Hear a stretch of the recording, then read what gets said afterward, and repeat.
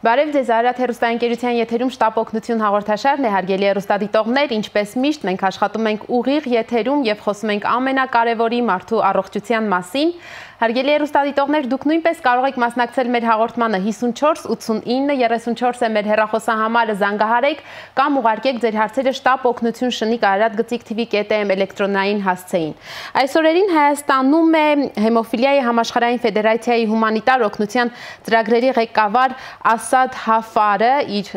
խմբով եւ այսօր մենք սիրով հյուրընկալել ենք հենց դոկտոր Հաֆարին, ինչպես նաեւ Հեղինե Խաչատրյանին, արյունաբանության կենտրոնի հեմոֆիլիայի բաժնի բժիշկն է, կարծում եմ Հեղինեին լավ եք ճանաչում, բժիշկ արյունաբան, եւ այսօր մենք խոսելու ենք հեմոֆիլիայի մասին, առիթը լավն է, Հայաստանը ճանաչվել է օրինակելի երկիր հեմոֆիլիայի ծառայությունով, մի շարք երկրների ընդհանրապես ընտրված 4 երկրի հետ։ Բարև ձեզ հարգարժան հյուրեր, շատ շնորհակալ եմ, որ ժամանակ տրամադրեցիք եւ եկաք։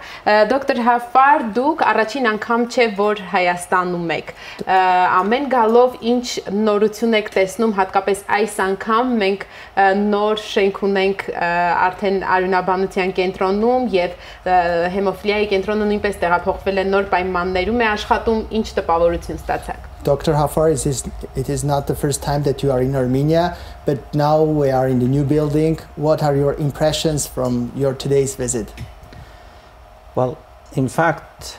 the first thing that I could say, I had a very good impression of the situation of the hematology in general in Armenia and at the same time for the hemophilia patients in Armenia. Ընդհանուր առմամբ ես կարող եմ ասել, որ առաջին տպավորությունները շատ լավն են արյունաբանությունից ընդհանրապես եւ հեմոֆիլիայով հիվանդների մասին մասնավորապես. What I saw in those 2 days that I spent so far in the new center is what we can call and identify as a comprehensive care center for hemophilia patients in the country. Ինչը որ ես տեսա այս երկու օրերի ընթացքում կարող ենք ասել այսպես կոչված համընդհանուր համապարփակ բուժում խնամք հեմոֆիլիայով հիվանդների մասին. What I noticed is very well trained, educated and efficient hematology doctors, and the team also that I met, there was a physiotherapist full-time in the center.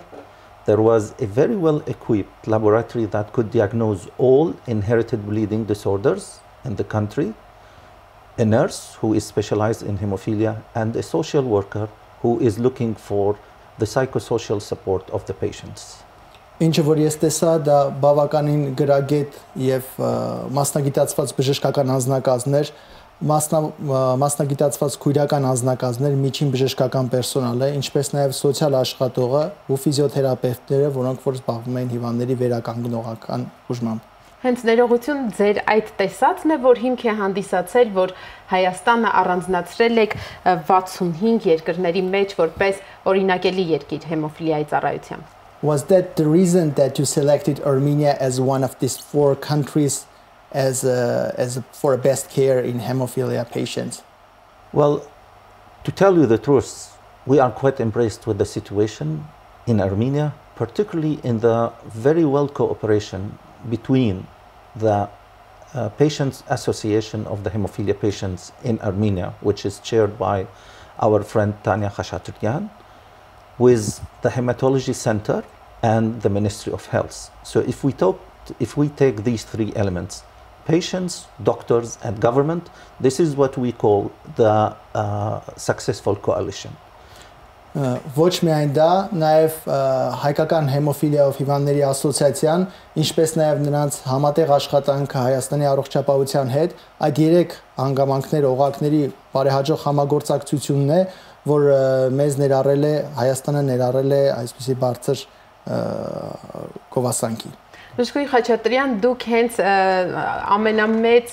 օղակն եք հեմոֆիլիայով զբաղվող կենտրոնի, փաստորեն արյունաբանության կենտրոնում առանձին փոքր կենտրոն է գործում եւ դուք այդ մասի բժիշկն եք, պատասխանատուն մեր հիվանդների եւ ինքներդ եք այդ օղակը, որ կապում է ասոցիացիան նաեւ պետության հետ, ճիշտ եմ։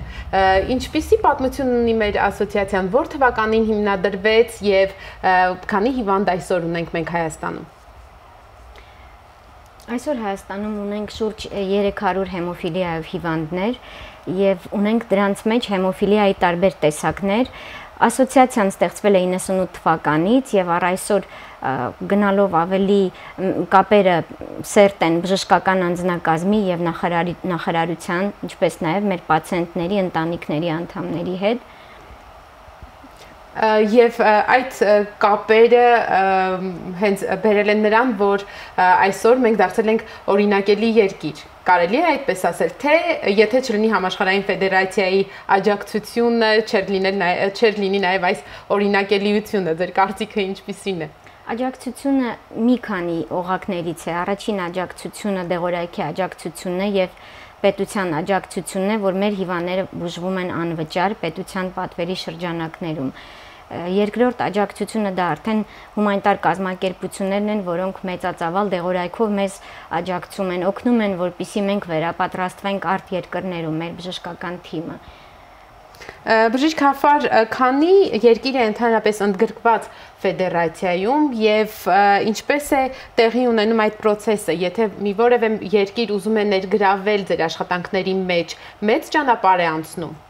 Dr. Hafar, in general, how many countries are included in your federation, and what is the process of country who wants to be included, or society who wants to be included in your federation? Is it a long way to pass till that? The World Federation of Hemophilia now consists of 134 countries. It is a federation of 134 countries. Of course, not all these countries need humanitarian aid to help them to bridge the gap between what is needed and what is sufficient or existing for hemophilia patients. Հեմոֆիլիայի համաշխարհային կառույցում այսօր ընդգրկված են մոտ 134 երկրներ, իհարկե ոչ բոլոր այդ երկրներն են կարիք ունեն հումանիտար օգնության, որպեսզի լրացնեն այդ բուժական բացը. So in this way we have around 89 countries that are visible for us and qualify to receive humanitarian aid donations of factor concentrates. Այդ հաշվի առնելով կարող ենք ասել, որ ունենք 89 երկիր, որոնք ունեն արտաքին ֆակտորների մակարդելիության կարիք եւ բավարարում են այդ պահանջներին. For this year we intend to reach 65 countries in our donations. Of course, Armenia is one of these 65. Այս տարի մենք նպատակ ունենք հասնել 65-ի մատակարարման համար եւ իհարկե Հայաստանը դրանց մեջ առաջատար տեղ է զբաղեցնում. How the country becomes eligible to get donations, we have a metric to distinguish between countries, which what we call IU per capita or international units per capita. Ինչպես են դառնում անդամ, այսպես ասած մենք ունենք միջազգային միավորներ, որոնց քանակով նրանք դառնում են անդամ, դա չափելի է. For this, the cutting point for a country to be eligible is 1 IU per capita. And for us, the 1 IU per capita is the minimum utilization of factor concentrates for the hemophilia patients to survive. It's not going to prevent them from having disabilities, it's just to reach adulthood from childhood. Դա միջազգային միավոր է մարդկանց թվականակի հաշվով, մեկ միավոր, մեկ մարդու հաշվարկով, որը որ պետք է բավարարի տվյալ երկիր ընդգրկվելու համար, դա իհարկե այնքան չէ ֆակտորի համար, որ կարողանա բուժական էֆեկտ ցույց տալ, այլ այնքանն է, ինչքան որ թույլ է տալիս դեռահասին հասնել հասունացման տարիքի. Այո, մենք գիտենք, որ հեմոֆիլիան, ինչպես բժշկուհին նշեց, հիվանդություն է, որին մենք պարբերաբար ենք անդրադառնում եւ արդեն ծանոթ ենք, կարծում եմ մեր հեռուստադիտողները նույնպես այս հիվանդության ծագմանը, բնույթին, որ դա ժառանգական բնույթ է կրում եւ գիտենք, որ սա համարվում է աշխարհի ամենաթանկ հիվանդություններից մեկը եւ մեր երկիրն էլ որքան հնարավոր է սուր դեպքերի համար, եթե չեմ սխալվում, աջակցում է պետական ծրագրով դեղորայք ձեռք բերելու համար. Ձեր օգնություն, ձեր տրամադրած դեղերը հիմնականում քրոնիկական ընթացքով բուժման նպատակն են հետապնդում. we quite often speak about hemophilia, and many of our audience knows what hemophilia is about. And we know that our country provides the treatment for acute cases. My question is about whether your donation is more of chronic disease or it's also about acute. Usually the country, like Armenia and Ministry of Health, when they provide treatment, like you said, it's for acute bleeds, which means if a child or a person with hemophilia bleeds, they will go to the hospital to get the factor concentrate and stop the bleeding. Սովորաբար դուք ճիշտ նշեցիք, երկրները, որոնք որ տրամադրում են օգնություն, դրանք սուր վիճակների ժամանակվա համար են, այն է արյունահոսությունների ժամանակ, այսինքն երբ որ հեմոֆիլիայով հիվանդը արյունահոսում է, նա դիմում է հիվանդանոց եւ ստանում է օգնություն արյունահոսությունը դադարեցնելու համար միանվագ. But the amount provided is not enough for other utilization, like for example for surgeries. You have a lot of hemophilia patients that they have disabilities in their joints, and they will need a total joint replacement. Բայց դա օրինակ հերիք չէ այն դեպքերի ժամանակ, բավարար չէ, օրինակ երբ հիվանդը կարիք ունի վիրահատության. Օրինակ մենք գիտենք, որ հեմոֆիլիայով հիվանդները հաճախ ունենում են հոդային խնդիրներ, ծնկան հոդում օրինակ, եւ հաճախ նրանք կարիք ունեն հոդի վիրահատական փոփոխման. So our donations will help these people who need operations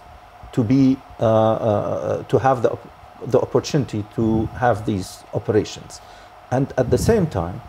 for children, the best and the treatment of choice is prophylaxis. So you don't wait for the child or the person to bleed and then give him factor. If we give factor in advance, then we will prevent the person to bleed and we will prevent disability in the future. Մեր օգնությունը ուղղված է նրան, որ այն հիվանդները, որոնք ունեն վիրահատության կարիք, ստանան համապատասխան ֆակտոր, որպեսզի կարողանան ենթարկվել վիրահատական միջամտության, ինչպես նաև մենք օգնում ենք երեխաներին կանխարգելելու համար։ Ինչպես գիտեք, երեխաների համար մենք չենք սպասում մինչև որ նրանք արյունահոսեն եւ դիմեն բժշկի, այլ ֆակտորը տալիս ենք նախապես, որպեսզի կանխարգելենք արյունահոսությունները. So our donation will help also these children to be put on prophylaxis, and I know Dr. Hegene started some children now on prophylaxis, which means that these children, when they grow up, they won't have disability like other people when they didn't have the possibility to be on prophylaxis treatment. Մեր օգնությունը այսպիսով ուղղված է նաև այն երեխաներին, որոնք ունեն հեմոֆիլիա, որպեսզի նրանք ստանան կանխարգելիչ տեղաչափեր հետագայում բարդություններից, ինչպես ես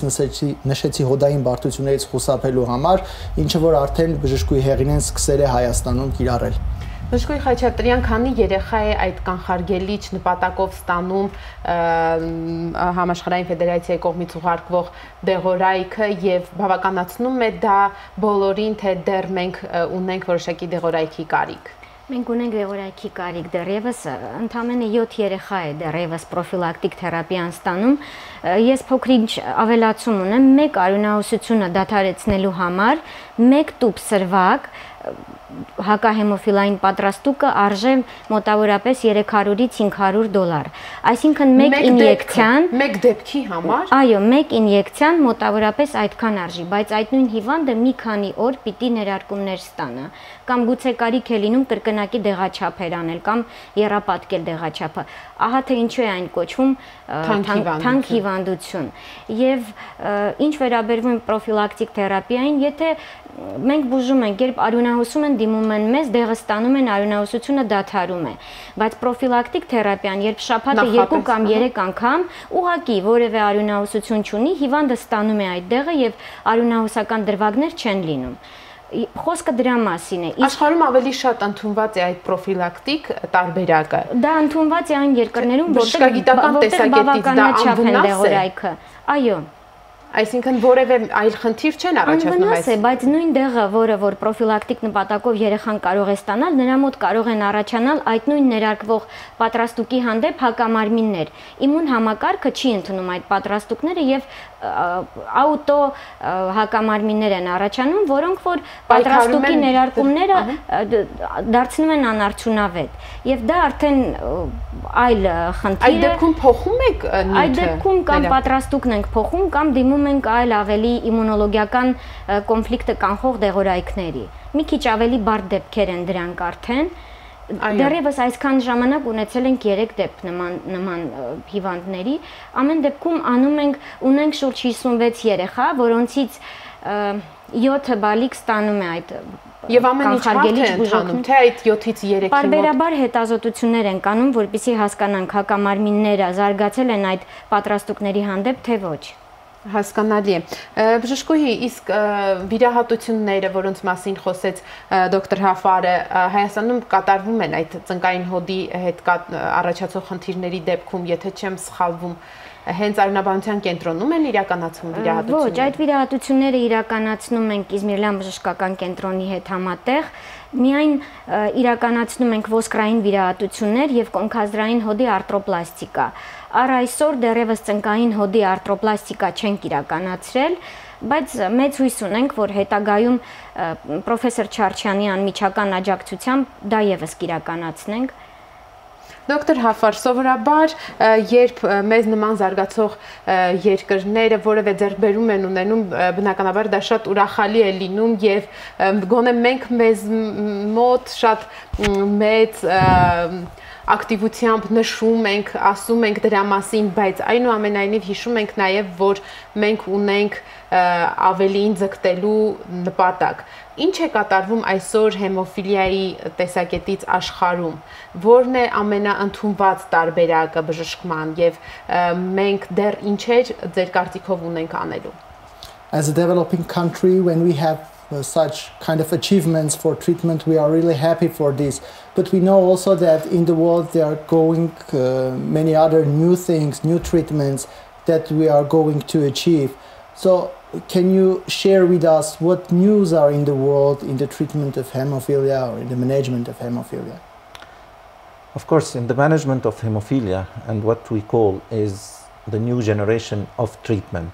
There are many now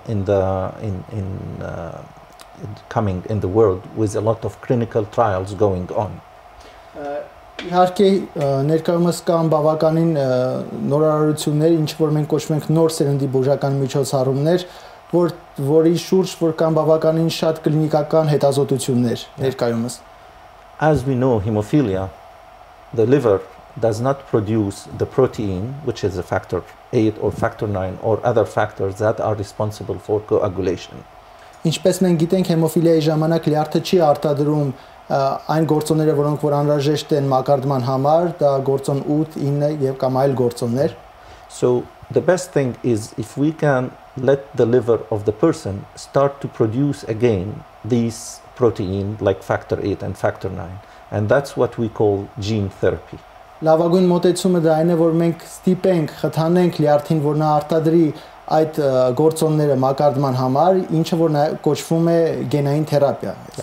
There are some clinical trials going around the world. Some of them were successful, some of them still in the clinical trial phase. But we know that we are looking at, let's say, a new horizon in hemophilia. We don't know when this is going to be really available for everybody. Because I remember 25 years back, everybody used to say, oh, gene therapy is going to be available in 10 to 15 years. And now after 25 years, we know that it exists, but it's not available on the way that we want it. It's coming on, but we are not quite sure when it's going to be available for everybody. Իհարկե կան կլինիկական փորձարկումներ այժմ, որոշները դրանցից հաջողությամբ են պսակվել, իսկ որոշները դեռևս ընթացքի մեջ են. Գենային թերապիան դեռևս կպահանջի 20-25 տարի, որպեսզի հասնի արդյունավետության, բայց թե ինչքանով նա հասանելի կլինի բոլորին, դա դեռ հարց է։ Ես հիշում եմ, ինչպես 20-30 տարի առաջ, երբ որ նոր ենք սկսում գենային թերապիան, մենք մտածում ենք, որ 10-15 տարի հետո այն կլինի հասանելի, բայց արդեն 25 տարի անցել է եւ մենք դեռևս նույն հարցադրումն ենք անում, թե ինչքան այն կլինի հասանելի բոլորի համար։ Other possible therapy is what we call, like for example, we know factor 8 can bring factor 9 to be, or link the factor 9 to factor 10 activated. If it doesn't exist, then this is a gap between activated factor 9 and activated factor 10. So now there are a new method that to produce another material to replace the factor 8 and get into the body of the patients and bring factor 9 and factor 10 together, and then the coagulation cascade will continue. And that's now it's in the final stage of clinical therapy, and we hope that is going to be available next year. The good thing is you can give it once per week, once every 2 weeks, and it's subcutaneous. It's not intravenous. Մյուս հնարավոր բուժական միջոցառումը, ինչպես գիտենք, օրինակ 8-րդ գործոնի դերը նրանումն էր, որ ակտիվացված 9-րդ գործոնը եւ 10-րդ գործոնը մոտեցնի իրար մեկը մյուսին, եթե մենք հնարավոր ձևով կարողանանք փոխարինել այդ 8-րդ գործոնը, մենք կարողանանք այլ միջոցով բերել այս երկու գործոնները միասին եւ այդպիսի միջոցներ այժմ գոյություն ունեն, որոնք կարողանում են փոխարինել 8-րդ գործոնին եւ դրա լավը նաեւ նրանումն է, որ դրանք ոչ թե նրանք շաբաթը 1-2 շաբաթը 1 ներարկում են պահանջում եւ ենթամաշկային ներարկումներ են պահանջում. In the last ISTH meeting, the International Society of Thrombosis and Hemostasis, which was in July in Berlin, last July, 2 months ago, there were a lot of scientific papers on this new method or new therapy. That's why we hope that is going to be available by next year. And if it's available and it's produced, then we are going to, as a federation, get donation of this new medication, and we will be able to give it to developing countries. Սա հատկապես ակնհայտ դառավ անցած տարի Բեռլինում կայացած միջազգային թրոմբոզների համաժողովի ընթացքում, երբ որ բավականին շատ գիտական հոդվածներ տպագրվեցին եւ ներկայացվեցին, եւ եթե դա այդպիսի արդյունավետություն ցույց տա, մենք նույնպես կպլանավորենք կիրառել դրանք որպես օգնություն հեմոֆիլիայով հիվանդների բուժման համար։ Բժշկուհի Խաչատրյան, մենք արդեն այստեղ ունենք հարց էլեկտրոնայինով, կարծում եմ դուք կպատասխանեք։ Հեղինակը գրում է բարև ձեզ, մենք ապրում ենք մարզում, բայց չի նշել մարզը, խնդրում եմ բժշկուհի Խաչատրյան ասեք, թե ինչ է նախատեսվում մարզերի բնակիչների համար, իմ երեխան ունի հեմոֆիլիա եւ ամեն անգամ հարմար չի լինում Երևան գալ։ Շատ լավ հարց է։ Ահա թե ինչու մենք փորձում ենք ներդնել տնային բուժում ծրագիրը։ Դա մի ծրագիր է, երբ երեխայի ծնողին որոշակի քանակությամբ դեղ է տրվում, ենթադրենք շաբաթը 2 սրվակ կամ ամսվա մեջ 6 սրվակ դեղ է տրվում, հատկապես այն երեխաների ծնողներին, ում մոտ հեմոֆիլիան ծանր կամ միջին ծանրության է։ Եվ այդ նույն ծնողներին սովորեցնում ենք հակահեմոֆիլային պատրաստուկի ներարկման ձևը, կամ մեծահասակ հիվանդներին, ովքեր չափահաս են, սովորեցնենք, թե ինչպես ներարկել։ Շատ մեծ հույսեր ունենք, որ այս 6 ամսվա ընթացքում այդ տնային բուժում ծրագիրը կկարողանանք ներդնել եւ սովորեցնել կրթել, ընդհանրապես կրթել հիվանդներին եւ նրանց ընտանիքի անդամներին, սկսած այն փաստից, թե ինչ է դիաբետի դեպքում։ Այո, ստեղծել հեմոֆիլիայի դպրոց եւ մի փոքրիկ դպրոց այն առումով, որ շաբաթը 1 անգամ ծնողները իրենց երեխաների հետ այցելեն կենտրոնի սոցիալական աշխատողը, բժիշկը, ռեաբիլիտոլոգը, հոգեբանը նրանց բացատրեն ինչպես անել եւ բուժքույրը սովորեցնի, թե ինչպես անել այդ ներարկումը։ Դա ոչ գումարներ են պահանջվում դրա համար, պարզապես ուշադրություն, էներգիայի ներդրում եւ համբերություն։ Այո։ Բայց ինչ են կանում այսօր ինչպես են կարել, կազմակերպում դա։ Փոքրինչ ավելցուկով ամենահեռավոր մարզերի ծնողներին տրվել է։ Փոքրինչ ավելցուկով, որպեսզի ժամանակ ունենան սուր արյունահոսություն, արյունամիզություն կամ աղիքային արյունահոսություն, ներարկվեն եւ տեղափոխեն մեզ մոտ, մենք արդեն վիճակը կգնահատենք։ Բժշկուհի, երբ երեխան ընդունվում է արյունահոսությամբ, որքան ժամանակ է ստացիոնար բուժօգնություն ստանում։ Հիմա բժշկությունը գնում է նրան, որ ստացիոնար բուժօգնության ժամկետները հնարավորինս սեղմվում են, այսինքն եթե տվյալ հիվանդության դեպքում ոչ հեմոֆիլիայի օրինակով, չգիտեմ հեմոֆիլիան որքան է տևում բուժումը, ասենք թե 7 օր էին պարկում մարդիկ հիվանդանոցում, հիմա դա դարձնում են 3 կամ 2 օր։ Երեխաները որքան ժամանակ են գտնվում հիվանդանոցում եւ այդ ընթացքում նրանց ուսումնական process-ը շարունակելու համար կամ եթե երկարատև է դա լինում, ինչ ծրագրեր եք իրականացնում։ Փորձում ենք հնարավորինս քիչ հոսպիտալացնել, հոսպիտալացվում են միայն հեմոֆիլիայի ծայրահեղ ծանր դեպքերը, խոռոչային լուրջ արյունահոսությունները, գլխուղեղի արյունազեղումներ, ներքին արյունահոսություններ, աղեստամոքսային արյունահոսություններ, հոսպիտալացվում են 3-ից մաքսիմում 5 օր։ Իսկ մնացած դեպքերում հեմոֆիլիան դիսպանսեր այցերով է կազմակերպվում, այսինքն հիվանդը պարբերաբար դիմում է բժշկի, ստանում է իր դեղաչափը, իրեն նախատեսված դեղաչափը, ներարկվում է այդ դեղաչափը եւ գնում է տուն։ Եվ եթե ենթադրենք ունի ոչ լուրջ արյունահոսություն կամ ոչ վտանգ սպառնացող, ապա նրան բացատրվում է, որ կարող ես այցելել 3 օր անց, որպեսզի իրավիճակը գնահատենք, կամ ամեն դեպքում հնարավորինս հոսպիտալացում չպահանջվող բուժական մոտեցում է մեզ մոտ, որը ավելի արդյունավետ է, փորձը ցույց է տալիս, որ դա ավելի արդյունավետ է։ Դոկտոր Հաֆար, դուք խոսում եք կլինիկական փորձարկումների մասին, նոր դեղամիջոցների, այդ արտահայտությունը մարդկանց մոտ շատ հաճախ նաև վախ է առաջացնում, հատկապես զարգացող երկրներում, կարծում եմ, եւ մարդիկ մտածում են, որ բոլոր տեսակի փորձերը հենց իրենց վրա են կատարում։ Աշխարհի որ կլինիկաներում են կատարվում այդ փորձարկումները եւ երբ է դեղը հասնում մեզ, որ փուլում։ Dr. Hafar, you were talking about clinical trials. In developing countries, this means trials usually frighten people, that usually links with experiments. What can you say about clinical trials, in what center those are going on now, and people how they can behave when they listen this? Clinical trials, there are multiple phases for clinical trials. Phase 1, phase 2, phase 3, and phase 4, let's say. And usually phase 3 is the one that you give the medication or the new medication to humans. And you don't go to try it on a human unless you are 100% sure that this product, the new product, is safe. So it's not an experiment. It's just to try it to make sure that the people now are going to respond positively and be cured with this one without any kind of adverse events or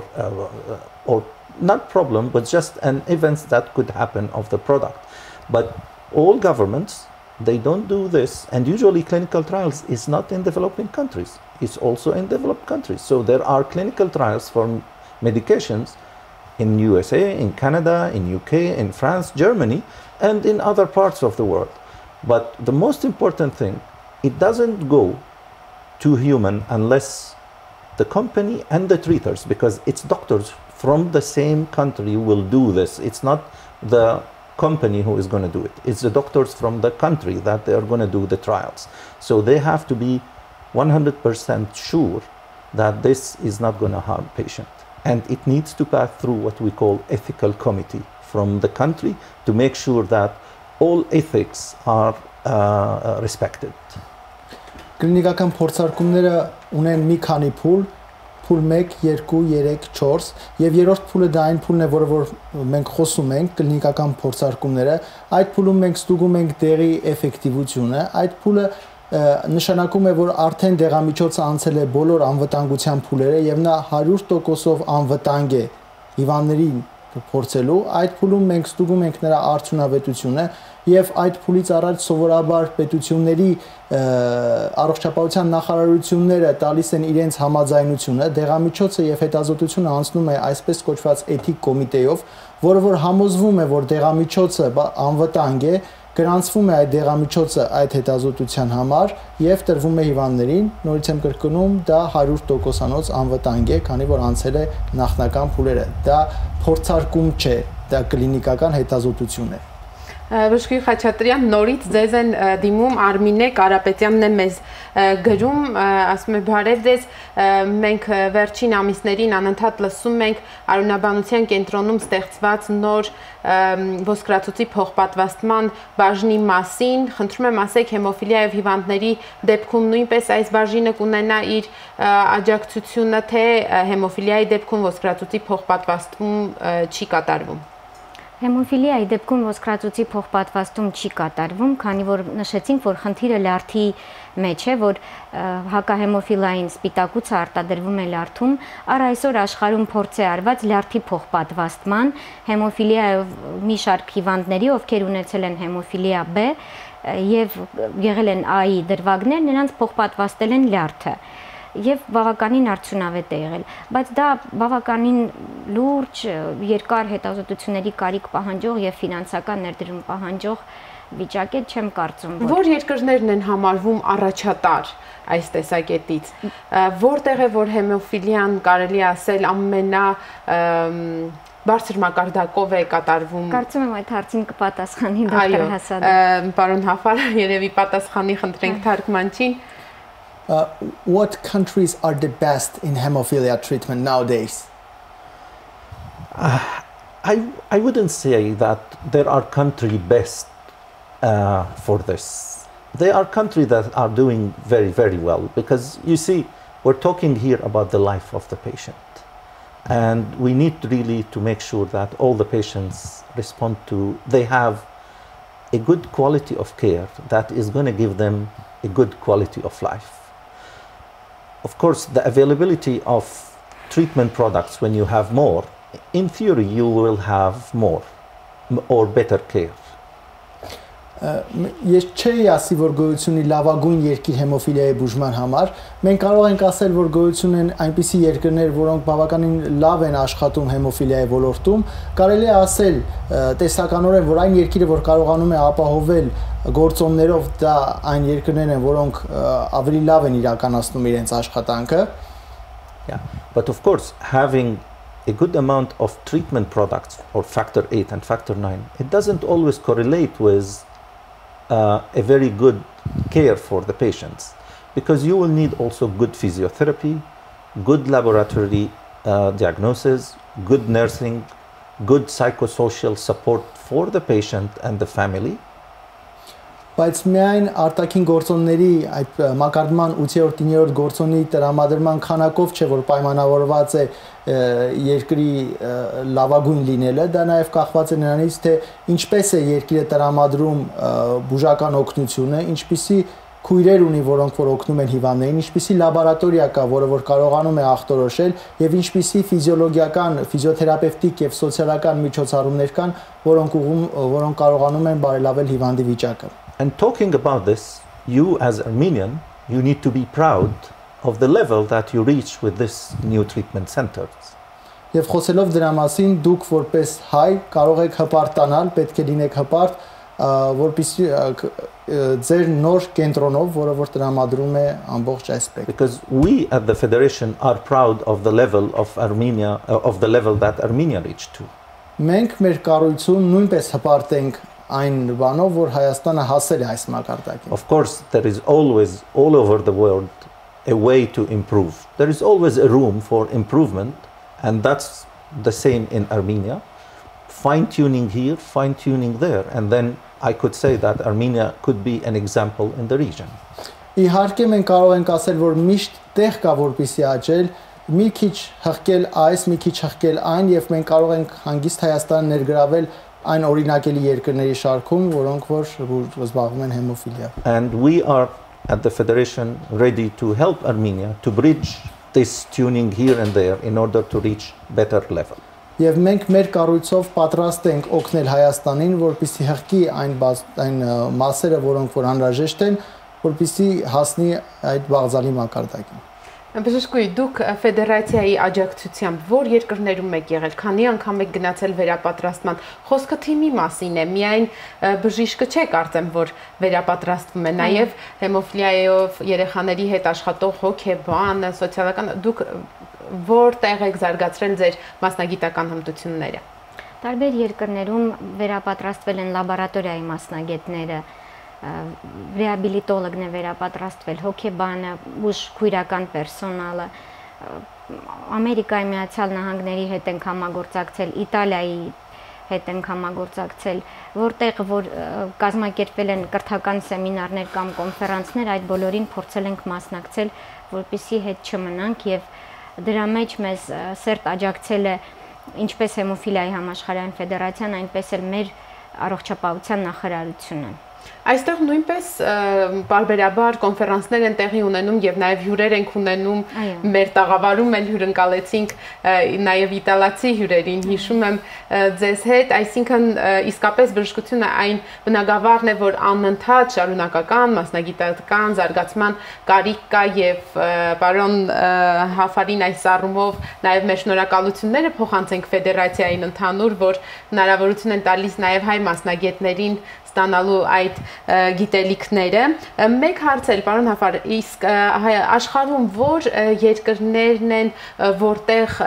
ավելի ակտուալ է հեմոֆիլիայի հարցը այսինքն ամենատարածվածը որտեղ է այս խնդիրը զուտ ժառանգական տեսակետից ովքեր են ավելի շատ տուժել այս առումով We are really grateful for your help to Armenia and my question is about prevalence of disease what countries are where this genetic disease is the most prevalent? Hemophilia is not like other diseases. Prevalence is the same all over the world. So the same percentage of hemophilia patients in Armenia would be like USA, like Canada, like China, or like Russia. So the prevalence should be the same. The incidence rate of the new cases that are going to be born are the same. What is different is the prevalence, which is the number of patients exist at one point of time in a country. And that depends on the number diagnosed. And this is one aspect, which of the aspect that I mentioned, we will be helping Armenia in. Հեմոֆիլիան նման չէ այլ ժառանգական հիվանդությունների, նրա հանդիպման հաճախությունը նույնն է ամբողջ աշխարհում։ Ասենք եթե Հայաստանում տվյալ թիվն է, նույնը պետք է ակնկալել նաև հարևան երկրներում եւ տեսականորեն ամբողջ աշխարհում։ Այստեղ հարցը հիվանդության տարածվածության մասին է, որը որ տվյալ ժամանակի տվյալ պահին տվյալ երկրում եղած հիվանդների քանակի մասին է, ինչը որ ավելի շատ խոսում է ախտորոշման մասին, լավ ախտորոշման մասին, որում որ մենք օգնելու ենք Հայաստանին։ Most of the patients that exist now in Armenia are in Yerevan and the surrounding area. So we need to go outside and try to diagnose patients in the region. Հիմնականում գրեթե բոլոր հիվանդները դրանք Երևանի եւ շրջակա շրջանների հիվանդներն են, մեծամասամբ ախտորոշված, մենք նաեւ ուզում ենք ընդլայնել եւ տարածվել ավելի հեռակա շրջաններ, որպեսզի նույն հնարավորությունները տարածենք նաեւ այնտեղ։ Շատ լավ, մեր եթերային ժամանակը սպառվեց, խնդրեմ թարգմանչին թարգմանել մեր հարգարժան հյուրին համար նաև մեր շնորհակալությունները, կարծում եմ եւ հեմոֆիլիա ունեցող երեխաների, մեծահասակների ընտանիքներն են միանում այդ շնորհակալություններին եւ ընդհանրապես մեր բժիշկները, ազգաբնակչությունը, շնորհակալություն, որ այդքան օգտակար եք լինում, նաև ձեզ եմ շնորհակալ բժշկուհի այսօրվա եթերի համար։ We are grateful to you, not only me, myself, but also family members and patients whom you help. Եվ հարգելի հեռուստադիտողներ, հիշեցնեմ այսօր մեր տաղավարում էին Ասադ Հաֆարը, հեմոֆիլիայի համաշխարհային ֆեդերացիայի հումանիտար օգնության ծրագրերի ղեկավարն է դոկտոր Հաֆարը եւ Հեղինե Խաչատրյանը, արյունաբան, արյունաբանության կենտրոնի հեմոֆիլիայի բաժնի բժիշկ։ Մենք խոսում էինք հեմոֆիլիայի հիվանդության, դրա համար հատկացվող համաշխարհային ֆեդերացիայի կողմից հումանիտար օգնության մասին, որ ստանում է Հայաստանը